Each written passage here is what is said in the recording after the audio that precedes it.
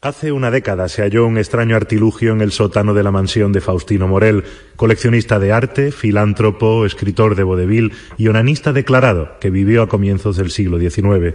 Se desconoce la fecha de construcción de dicho aparato, su fabricante, motivo e incluso función. El radioscopio. Hay mucha más ciencia de la que crees.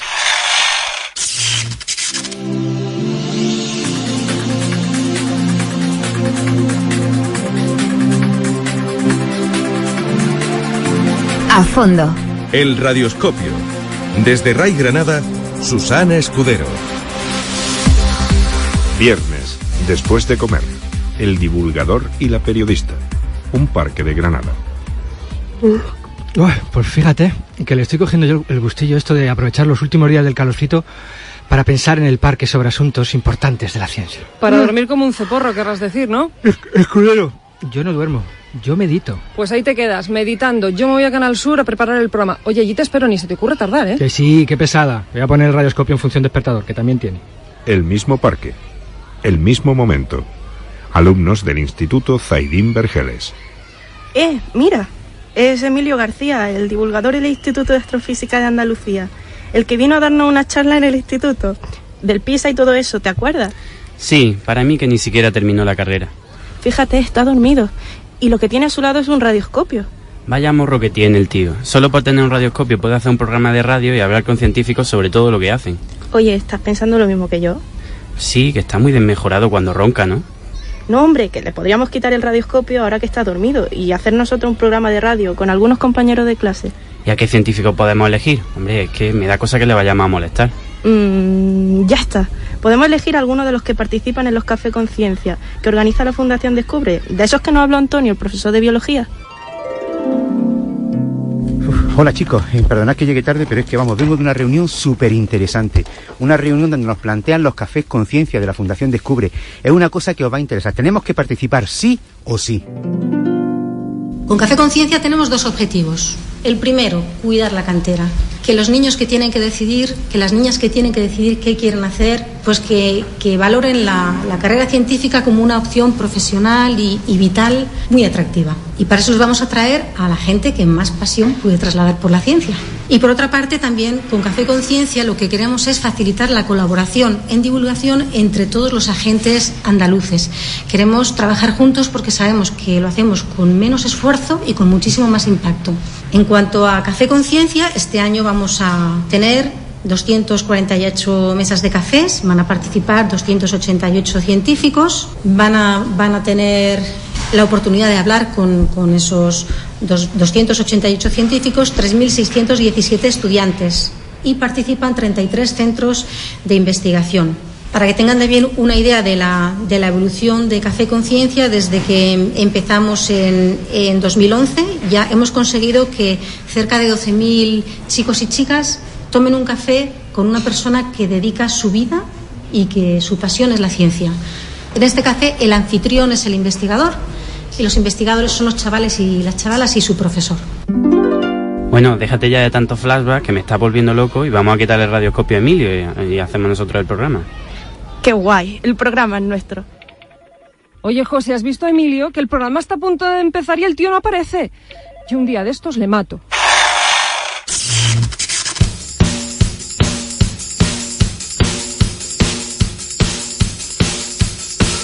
Hola, muy buenas tardes a todos. Bienvenido al Radioscopio, el programa de ciencia de RAI. Somos Irene, Ana, Julia, Alejandro, Pablo y yo, María Ángeles. Somos alumnos del IE Zaidín Vergeles de Granada y hoy nos hemos hecho con el radioscopio para ser nosotros los que hagamos este programa de radio. Nos hemos traído unos cafés al estudio y ahora le vamos a dar a ese chisme para que nos traiga un científico al que pensamos fusilar a preguntas. Julia, dale al radioscopio. Buenas tardes. Julia, dale otra vez al radioscopio para que nos diga quién es nuestro invitado, que yo mientras le explico que le hemos teletransportado porque queremos hacer con él un Radio Café Conciencia.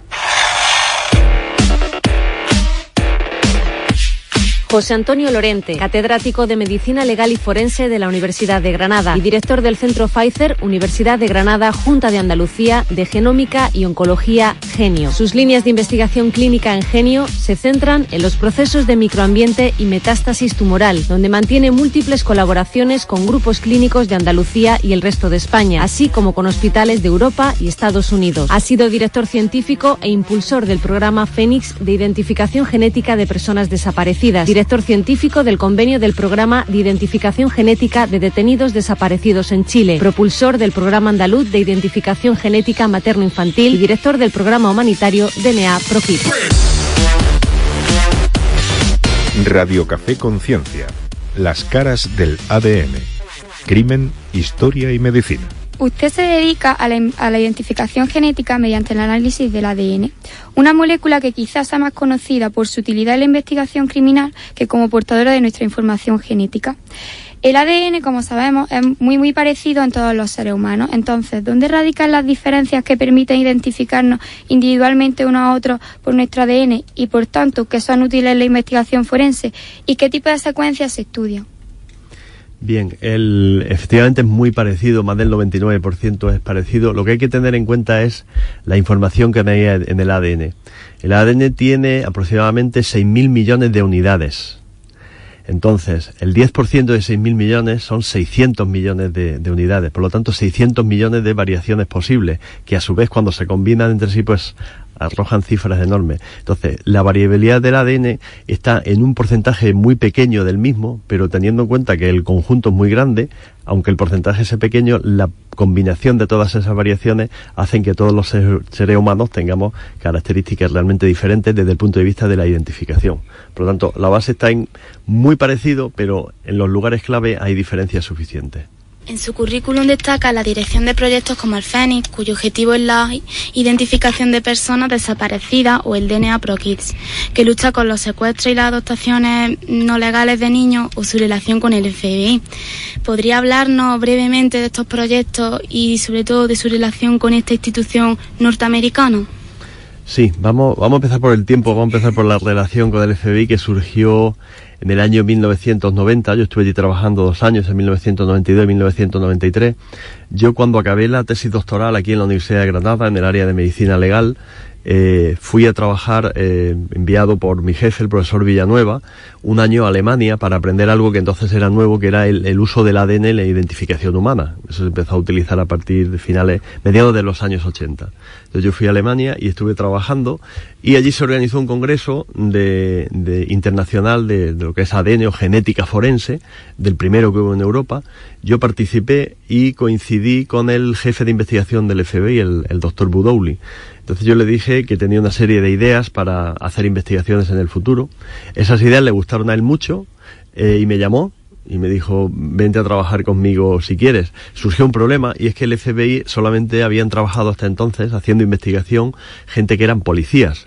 De España había ido muy poca gente, pero en todo eran policía, guardia civil, y así de todos los lugares del mundo. Entonces, bueno, pues se hizo una excepción especial en tanto en cuanto iba a ser investigación científica, lo que yo hacía, y a partir de ahí comenzó esa relación. Estuve allí 2 años trabajando con ellos en investigación. De hecho, muchas de las técnicas que se utilizan hoy en día de manera habitual se desarrollaron en aquel momento en el laboratorio del FBI, en la academia, en Cuántico, en el estado de Virginia. Y a partir de ahí, de conocer mucha gente, pues comencé a viajar mucho, y viajando mucho por todo el mundo, pues me di cuenta que había problemas que no eran solamente derivados del crimen, de homicidio, de asesinato, sino que había problemas sociales que a su vez pertenecían a problemas de mayor trascendencia, como pueden ser pues personas desaparecidas, muchas veces por guerras civiles, por dictaduras, pero otras veces por desastres naturales, por migraciones forzadas, por guerras. Y a partir de ahí es cuando comencé a pensar en las posibilidades de utilizar el ADN, no solo para resolver un caso criminal concreto, sino para también solventar las dudas que existen pues en caso de personas desaparecidas, de niños desaparecidos. Y algo muy importante, no es simplemente el hecho de resolver un caso, es también el poder prevenir, el poder mandar un mensaje de prevención tanto a las familias cuando desaparece alguien, esto se puede solucionar, como a los criminales que van a intentar cometer un delito, por ejemplo, pues robando a un niño, intentando venderlo, decirle: no, mire usted, esto no se va a poder hacer así porque se va a demostrar que ese niño ha sido robado. Entrando ya en la investigación criminal, Imaginamos la escena del crimen y se hallan muestras biológicas. ¿Cuál es el proceso para estudiarla y que luego sean una prueba en un juicio?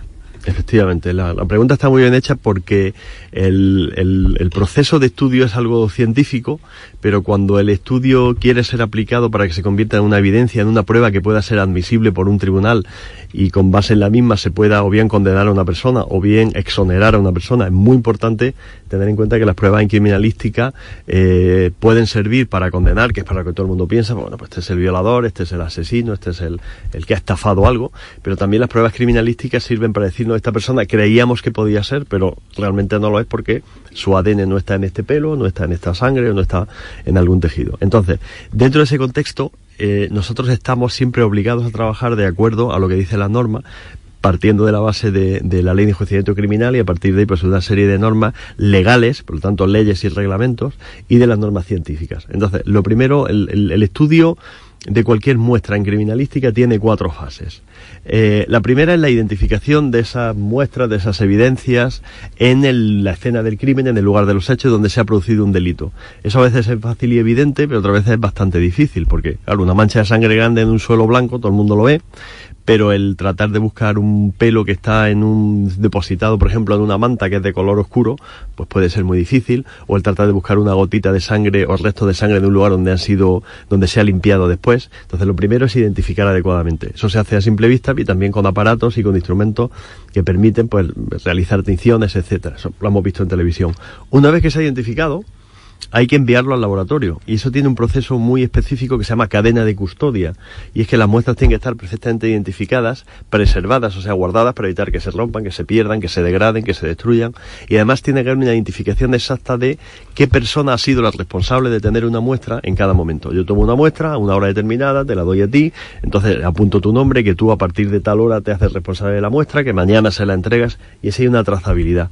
Luego está el análisis y luego algo muy importante que es presentar un informe. El informe pericial, que se llama, hay que presentarlo ante un tribunal, incluso luego a veces hay necesidad de ir al juicio y defender ese informe. Entonces, esas 4 fases: identificación, traslado con cadena de custodia, realización de los análisis y presentación del informe y defensa del mismo, yo siempre digo, es como una cadena que tiene 4 eslabones, y o se hace todo perfectamente o algo falla y entonces esa prueba no sería admisible, no sería aceptada por un tribunal, con lo cual se perdería una información muy importante. Sabemos que tras la muerte de una persona su ADN comienza a degradarse y a disgregarse en pequeños fragmentos, pudiendo estar en contacto con material genético de otros organismos. ¿Cuánto tiempo transcurre hasta que el ADN se degrada tanto que es imposible analizarlo? ¿Y en qué órganos o estructuras humanas es más rápida esa degradación? Asimismo, ¿cómo se resuelve el problema del ADN contaminante que pudiera proceder de otros organismos? Bien, el ADN efectivamente después de la muerte, todos los seres vivos, animales por supuesto y el hombre como animal superior, plantas y tal, todo se destruye. Esa es la base de la naturaleza, el que se puede reciclar, el que se cambia. Entonces, las células se destruyen por un proceso interno de autólisis y luego viene la putrefacción que las destruye del todo. ¿Cuánto tiempo está el ADN? Pues eso va a depender de las circunstancias que se den después de la muerte. En ambientes en los que hay una destrucción, una putrefacción lenta, porque por ejemplo hay una sequedad que se tiende a la momificación y a todos estos procesos, el ADN puede permanecer durante miles de años. Y nosotros, por ejemplo, aquí en Granada hemos hecho estudios de momias del desierto de Atacama, en el norte de Chile, sur del Perú, toda esa región, incluso de Bolivia, que tienen más de 3.000 años, se ha hecho sin problema. Hemos estudiado momias egipcias de una data, o sea, una antigüedad superior a 2.000 años, sin problema. Y en cambio hay muestras de personas que, por ejemplo, han muerto en el agua, ahogadas normalmente en el océano, muchas de ellas personas pobrecitos que han intentado entrar en pateras aquí a la península, o pescadores que han fallecido en algún tipo de accidente. El cuerpo suyo aparece un mes después, más o menos por la ropa se cree quién puede ser, se intenta hacer ADN para una identificación y un mes después es imposible. ¿Por qué? Porque el ADN se ha mezclado con el agua marina, que el agua marina tiene una serie de sales que impide su estudio. Entonces, el tiempo es el mayor plazo, no es el mayor plazo, el tiempo es el criterio principal. En general, cuanto más tiempo pasa, peor, pero hay veces que miles de años después se pueden estudiar las muestras. La otra pregunta es, ¿qué se destruye antes? ¿Dónde se puede estudiar? Los tejidos que más rápidamente sufren una destrucción en el cuerpo humano son el sistema nervioso central, o sea, el cerebro, y luego los tejidos más blandos, por ejemplo a nivel intestinal, porque hay mucha contaminación bacteriana, pues todo eso se destruye rápidamente, y todo lo que hay en su interior, incluido el ADN, desaparece. Donde mejor se conserva son en los tejidos duros, que hacen como un casco protector de las células, y por lo tanto todo lo que hay dentro de las células se mantiene mejor. Y tejidos duros en el cuerpo humano tenemos básicamente los huesos, el principal, los dientes, que son aún más resistentes que el propio hueso, lo que pasa es que tienen menor proporción de ADN, y también una especie de tejido duro, que es lo que nosotros llamamos en medicina una fanera, que son los pelos y las uñas, de ahí también se puede obtener. Y finalmente, sobre el problema de la contaminación, el ADN humano es totalmente diferente en el orden en que llevan los nucleótidos al ADN de bacterias, de virus o de hongos, con lo cual nosotros no podemos saber que hay ese tipo de ADN, lo detectamos, pero a la hora de estudiarlo no es un problema. Lo que sí es un problema grave es que una muestra humana se contamine con otra muestra humana, por ejemplo, porque no se manejen las muestras sin haber utilizado un guante protector. Entonces el guante de la persona que ha cogido un pelo con el ADN que hay en la mano de la persona que ha cogido un pelo sin tener un guante, se traspasa desde la piel de esa persona al pelo. Y eso es un problema que hay que evitar con un buen estudio y un buen control, una buena formación en la escena del crimen y posteriormente del laboratorio. Bueno, proyectos como Phoenix o DNA ProKids muestran la importancia de establecer una base de datos genéticos para identificar a las personas. De hecho, ha habido casos criminales como, por ejemplo, el caso Banikov-Karavantes, que se han resuelto gracias a la base de datos de la Guardia Civil. ¿Consideraría útil en el futuro implantar una base de datos genética a nivel global, como puede ser como con las huellas dactilares en los DNI, incluso un chip en nuestras tarjetas de identidad que tuviese ese perfil genético? La respuesta básica es no. No sería, y va en contra de mi negocio en el sentido de desarrollo personal, pero vamos a ver, la pregunta hay que hacerla desde un punto de vista social y económico, teniendo en cuenta la situación, digamos, de crisis en la que vivimos, y no solo en la que vivimos, sino a ver si aprendemos algo de esto, y vosotros que sois jóvenes, en el futuro, cuando tengáis un poco más, sigáis siendo jóvenes como yo, pero con un poco más de edad, aunque haya dinero, el dinero hay que emplearlo bien y hay que ahorrarlo y hay que utilizarlo en las cosas donde va a ser realmente útil. La pregunta que nosotros debemos hacernos es ¿cuántas personas al cabo de su vida en un país normal, vamos a decir, como España, pueden, por ejemplo, cometer un delito? El porcentaje es mínimo. ¿Cuántas personas pueden desaparecer y no ser identificadas a causa de un desastre, de una guerra, de un accidente, de lo que sea? El porcentaje, gracias a Dios, evidentemente, es mínimo. Entonces, ¿hay una necesidad real de tener datos de todo el mundo, de todo tipo, para este caso? La respuesta es no. El costo-beneficio es que no. Y una vez, además, que estén almacenados y generados ese tipo de datos, pues se pueden dar todo tipo de manipulaciones o perversiones por muchas prevenciones legales que haya. Vosotros sois muy jóvenes, yo tampoco lo viví, evidentemente, pero hace 70 años aquí en Europa, en un continente tan civilizado como el nuestro, andaban matando a gente de una manera indiscriminada por un origen, vamos a decir, étnico, genético, como podían ser los judíos en el caso de la Segunda Guerra Mundial, pero es que hace 20 años en Bosnia, y lo que era la antigua Yugoslavia, en Bosnia, Croacia, Serbia, Macedonia, toda esta zona, que está en línea recta escasamente a 1000 kilómetros de Granada, pues también se andaban cometiendo masacres. Entonces, si a eso le unimos la posibilidad de que existan datos de identificación de las personas, entonces lo mejor es no, y sobre todo no porque no va a servir en la gran mayoría de los casos. Ese es el criterio principal. Y si hay dinero para hacerlo en el futuro, porque es más barato tal, pues empléalo en otras cosas, empléalo en educación, empléalo en investigación, que siempre va a ser más útil. Nosotros conocimos la labor de identificación genética que usted lleva a cabo cuando el año pasado en clase vimos el documental del Enigma Colón, en el que tanto su equipo como el del doctor Botella estudiaban los restos de Cristóbal Colón. ¿Qué problemas presentaba el ADN de Colón? Y en base a estos problemas, ¿fue finalmente posible la identificación de los huesos de la Catedral de Sevilla mediante el análisis genético? Y finalmente, ¿hay técnicas especiales para este tipo de estudios de ADN antiguo? Sí, vamos a ver, el ADN de Cristóbal Colón básicamente tenía un problema, y era el de la degradación por el paso del tiempo. Lo hemos comentado anteriormente, el tiempo es el criterio principal. Los huesos de Colón tenían un problema añadido, y es que anduvieron por muchos sitios después de Colón muere en Valladolid, se trasladan sus restos a Sevilla 3 años después, 40 años después se van a República Dominicana, 300 años después van a Cuba y 100 años después vuelven a Sevilla. Entonces, esos huesos, de tanto moverse, de estar en condiciones de humedad, en condiciones de sequedad, pues se destruyen más rápidamente de lo normal, y de hecho estaban todos muy degradados. ¿Qué es lo que pasa en la práctica? Pues que los análisis de ADN, en vez de ofrecer toda la información, ofrecen una parte de la información. En todo caso, sí fue posible identificar los huesos a través del ADN mitocondrial y pequeños fragmentos de cromosoma Y. Fue posible identificar los huesos que hay en la Catedral de Sevilla como de Cristóbal Colón, por comparación con los de su hermano Diego, ADN mitocondrial, y con los de su hijo Hernando. Y la conclusión a la que nosotros llegamos desde el punto de vista científico es que, yo siempre lo digo de esta manera, los huesos que hay en Sevilla son de Cristóbal Colón. Yo no digo que el Cristóbal Colón esté en Sevilla, porque en Sevilla faltan muchos huesos, con lo cual Cristóbal Colón puede estar en Sevilla y en otros sitios. Pero lo que hay en Sevilla sí es Cristóbal Colón. Ahora estamos trabajando en un proyecto que yo creo que entre el 2014 y 2015 se acaba, que es tratar de saber algo sobre los orígenes de Cristóbal Colón, que es todavía mucho más apasionante y más bonito que tratar de saber dónde está Cristóbal Colón, porque los orígenes pueden ofrecer muchísima información sobre su comportamiento en la historia, sobre su comportamiento y su relación, por ejemplo, con figuras tan excepcionales en la historia de España como los Reyes Católicos. Entonces, todo el mundo parte de la base, yo también, porque no soy historiador, luego no tengo argumentos para rebatirlo, de que era italiano, pues de que era hijo de una familia humilde, de tejedores, etcétera. Bien, pero lo que hizo Cristóbal Colón y cómo lo hizo, él no escribió libros, pero escribió muchísimas cartas, escribió muchísimos textos.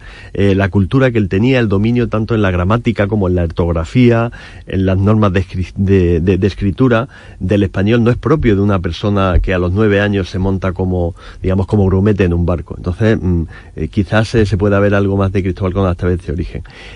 Hay técnicas especiales para lo que se llama el ADN antiguo, o ADN viejo. Nosotros lo llamamos ADN antiguo, en inglés dicen ancient, como de anciano, ADN anciano. Técnicas especiales que lo que tratan es de preservar y de estudiar fragmentos muy muy pequeños de ese ADN, y con eso es con lo que conseguimos información. Lo que pasa es que son procesos muy lentos y vamos tan despacio, porque esto se hizo ya en el año 2003, es cuando hicimos la exhumación, porque hay tan pocos huesos. O sea, la mayoría de huesos de Colón, lógicamente, se devolvieron a la Catedral de Sevilla. Nosotros nos quedamos con fragmentitos muy pequeños, y ahora mismo lo que tenemos son solamente 2 fragmentos del tamaño, pues, hombre, sería un garbanzo después de estar en agua, o sea, un garbanzo, o una castaña pequeña, ¿vale? Ahora en épocas otoñales. Entonces, de ahí tenemos que sacar toda la información. Y eso es como jugárselo todo a un tiro, y hay que andarse con mucho cuidado. Antes de utilizar ese material, hay que estar seguros de que hay una tecnología adecuada que ya empieza a verla de una manera bastante fiable. Bueno, y para ir acabando ya, una pregunta más personal. Una persona tan polifacética como usted, que dirige proyectos humanitarios como el DNA Pro Kids o Fénix, profesor de la Facultad de Medicina, investigador en Genio, y que además colabora con el FBI, ¿qué es lo que consideraría como lo más gratificante de su trabajo? Lo más gratificante, sin duda alguna, es la sensación, ya que no es una gratificación económica en mi caso, ni en la gran mayoría de los casos, porque la ciencia da poco para, y además lo poco dinero que puedes tener lo utilizas en investigar más, pero es cuando tú vuelves a tu casa de un viaje, o cuando tú te acuestas un día normal, por ejemplo, esta noche, cuando yo me acuerdo de que he estado aquí con vosotros, cuando yo esta mañana a las 8 tenía clase, antes he estado con mis amigos. O sea, el integrar tu trabajo de tal manera que tu trabajo te hace disfrutar, que eres consciente de lo que estás haciendo, que te acuestas tranquilo, con la conciencia tranquila, decir, pues mira, hoy hemos hecho esto, qué cosa más curiosa, te han llamado, has conseguido. Eso es muy importante, y es muy importante, hagas lo que hagas, en investigación por supuesto, y si haces cosas muy variadas como yo, pues todavía más importante. Pero incluso aunque uno tenga un trabajo rutinario, el levantarte con ganas de hacer cosas, por ir a trabajar, y el acostarte con esa satisfacción de que, independientemente de que salgan las cosas mejor o peor, hay días mejores o peores, pero el que tú has hecho lo que tenías que hacer, o que has intentado hacerlo, eso es muy muy importante y muy bonito, y yo creo que es la base que te da el ánimo para poder seguir todos los días. ¡Hey! ¿Ves? Te lo dije, están aquí, Emilio. Malditos críos, si es que tenían que estar en un reformatorio. Mira lo que han hecho con el radioscopio. La han llenado de pegatina. Qué chulo está, la han llenado de pegatina, está precioso. Venga, pues ya que habéis hecho vosotros el programa, despedidlo. Este programa ha sido posible gracias a la realización de sonido de José Miguel Álvarez. La cuadrilla de actores del programa de hoy, con Juan Luis Soter, Angustias Marín y Juanjo Moreno. Y la colaboración de la Fundación Descubre, Carolina Moya, Teresa Cruz y Miguel Carrasco. Y nuestro profesor de biología, Antonio Quesada. Y también a Irene Rodríguez, Ana Villar, Julia Bolívar, Alejandro Serrano, María Ángeles Yélamos y Pablo Alcaide. Gracias, chicos. Hasta la semana que viene. Esto tenemos que hacerlo más veces, ¿eh? Es que no se trabaja nada, está guay.